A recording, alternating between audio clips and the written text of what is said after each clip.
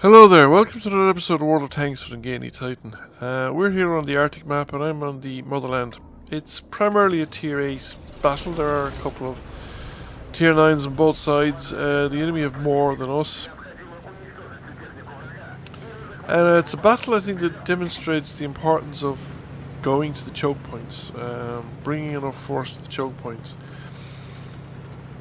It's something I suppose is hard to arrange in World of Tanks in the sense that people are free to do whatever it is they want.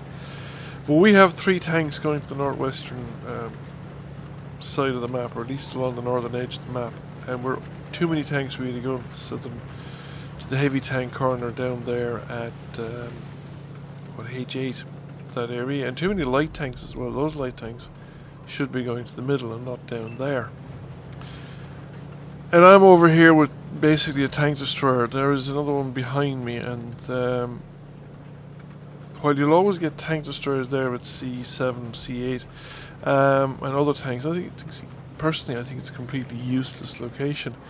Now the enemy are fairly strong on the southern side as well, facing off against our tanks, but they've also committed quite a few tanks to the ravine there in the area between G5 and E4. So I'm here at the corner. I'm just watching for somebody to come up. At the moment, I don't have any real support.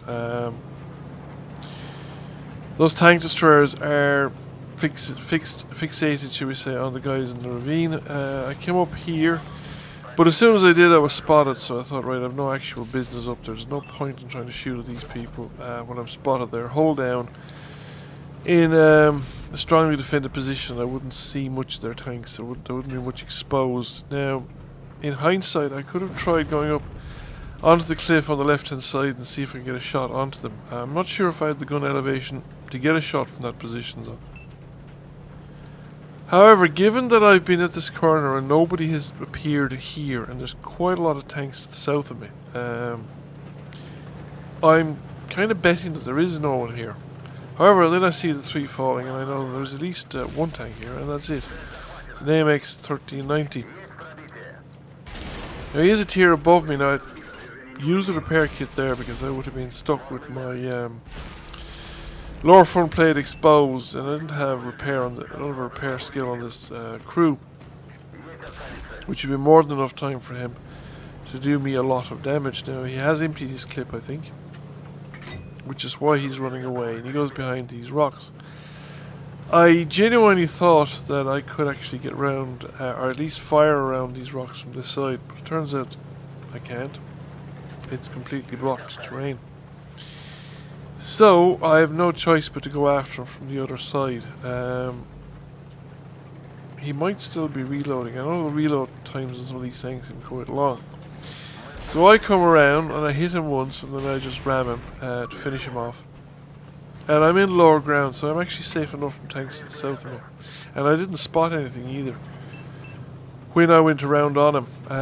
So I'm going to come up here, and so far nothing has appeared. There are tanks spotted to the south of me, but if I go down to him, I would be afraid that the guys at the ravine there on my left would come around after me. It's definitely a possibility, and so I decided to go over this way and harass them, because there's no enemy tanks with a line of sight on this location.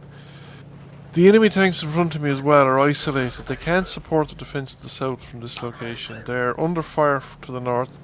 Now they're under fire from me as well, and they can't come up after me, because if they come up after me, the tank destroyer to the north of them will just tear them asunder, as will the other tank destroyers to the east of them and to the northeast of them.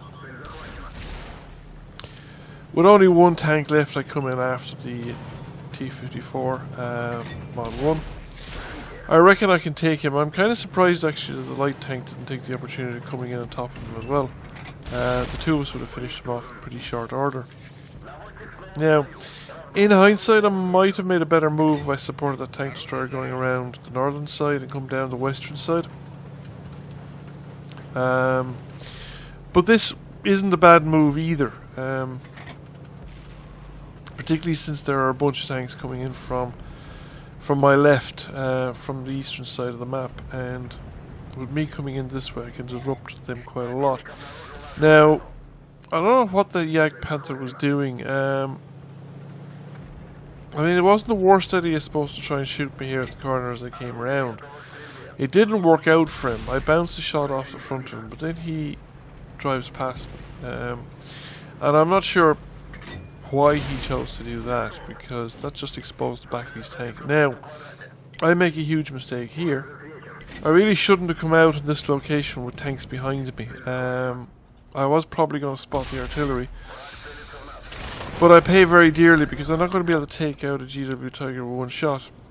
My experience is even with high explosives, I don't take out a GW Tiger with one shot, and it's taken me 3 shots here, and I've lost most of my health from the GW Tiger. And because I'm out in this location, I'm vulnerable to the AMX 1357 coming up behind me, whereas I think if I'd gone back down to the ravine and gone around the other side of the rock, I would have been in a better position to deal with the enemies in front of me, and I'd have been covered from tanks coming down the western side of the hill. The key thing there, I suppose, is to remember this for future reference.